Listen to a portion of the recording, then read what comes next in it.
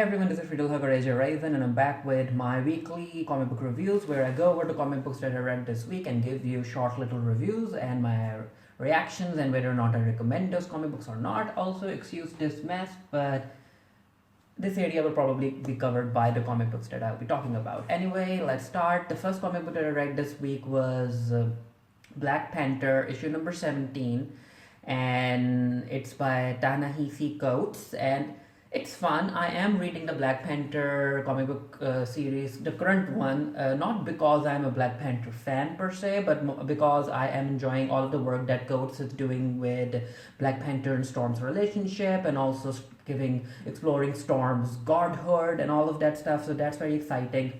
Now, this issue did end up causing a bit of tension in the Black Panther and Storm fandom, because from what I can tell, it's as if Storm is giving permission to Nakia to go ahead and continue her relationship with T'Challa, especially because of all of the stuff that Jonathan Hickman is doing with mutants, and mutants being their own nation on the island of Krakoa. So Storm can't basically be with T'Challa every step of the way. So she is like, Nakia, I need you here to support him and all of that stuff. But you know what?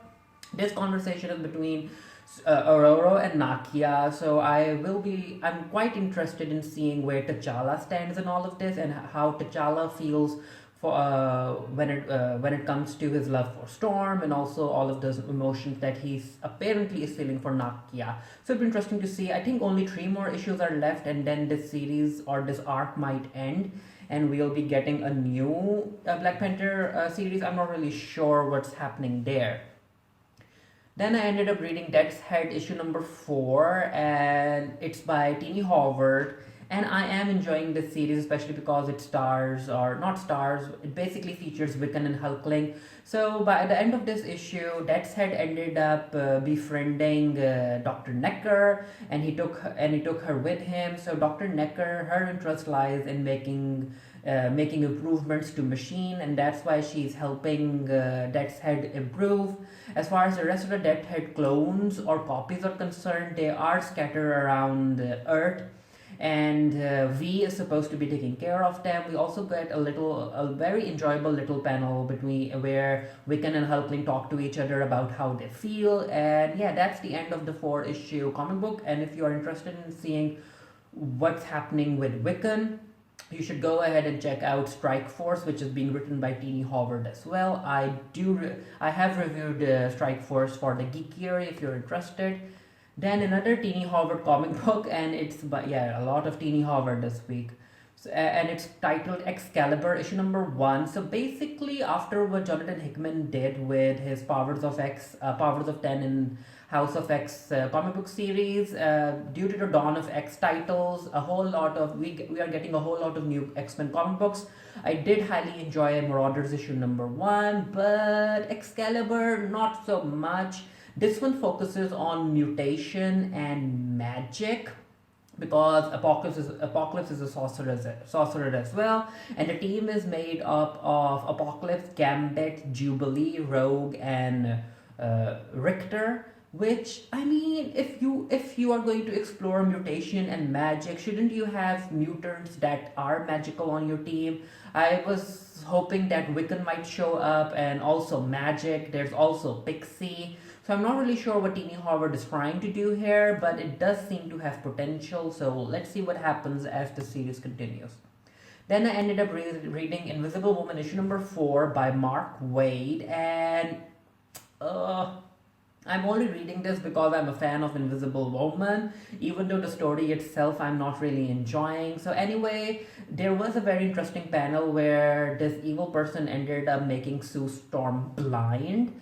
And we also we ended up getting the science behind Sue's powers, about how she sees differently than normal humans, and the way she sees is how she's able to see the invisible constructs that she makes, and how she is able to still see everything that's invisible around her. So she was able to work through her blindness. And apparently Aiden, her partner, is a psychopath, and I mean, I am interested in seeing what happens next, but maybe I'll have more fun if I end up reading this entire story when it comes out as a whole, as a collection. We'll see.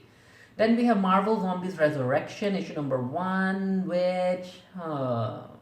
It's by Philip Kennedy Johnson, and apparently Galactus ends up dying, and his body ends up coming near Earth, and Magneto, Captain America, the Fantastic Four, everyone goes there to check it out, and turns out that Galactus's body is infected, and everyone who goes in there ends up turning into zombies. I think that this viral strain is different from the viral strain that we have been seeing in the previous Marvel Zombies stories. But anyway, everyone gets infected, even Thor, even magical beings like Magic from the X-Men.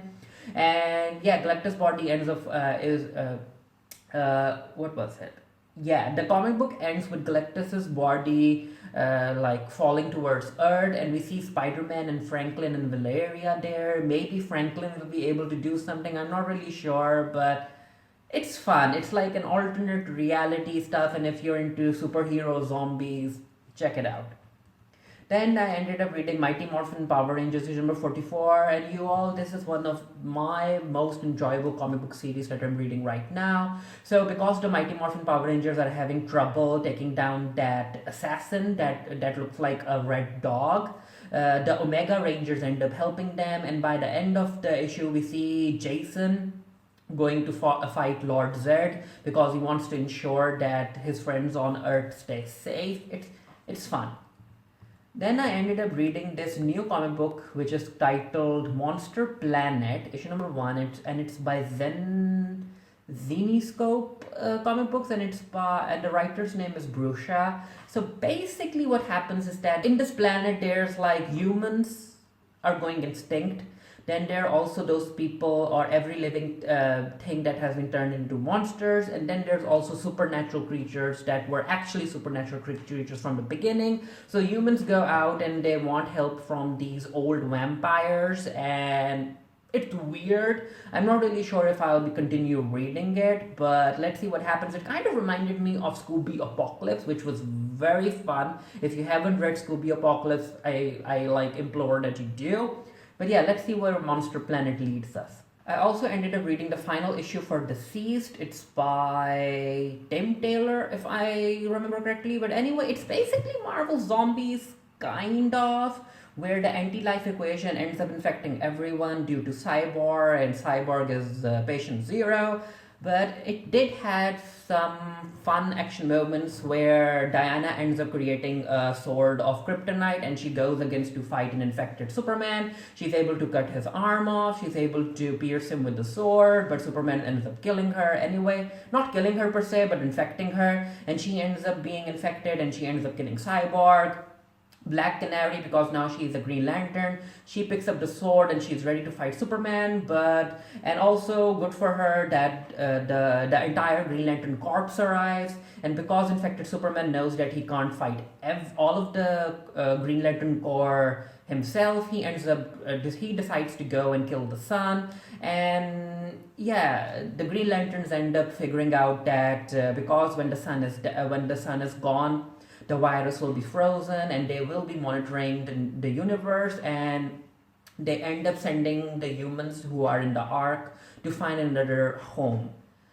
It was fun. I won't be against DC Animation trying to give this an animated adaptation. That would be cool. But yeah, it was okay. Then the final comic book that I read was Runaways, issue number 26. So Doc Justice ends up inviting the Runaways to live at his mansion, and by the end of it we end up finding out that Dr. Justice has been keeping tabs on the new Pride, the organization that was made up by the parents of the Runaways, and Dr. Justice is trying whatever he can to stop the Pride. And by the end of it we see that Victor wants to fight with Dr. Justice, and Carolina ends up joining the team as well. It's weird. I don't trust Dr. Justice one bit, so it will be interesting to see what happens. Anyway, these were my comic books that I read this week. I think I'll be doing a written review of these for the Geekiary as well. If I do, the link to those will be down in the comment section below. Let me know which comic books you read this week. And yeah, until next time, stay happy, stay safe, stay blessed. And I'll see you guys later.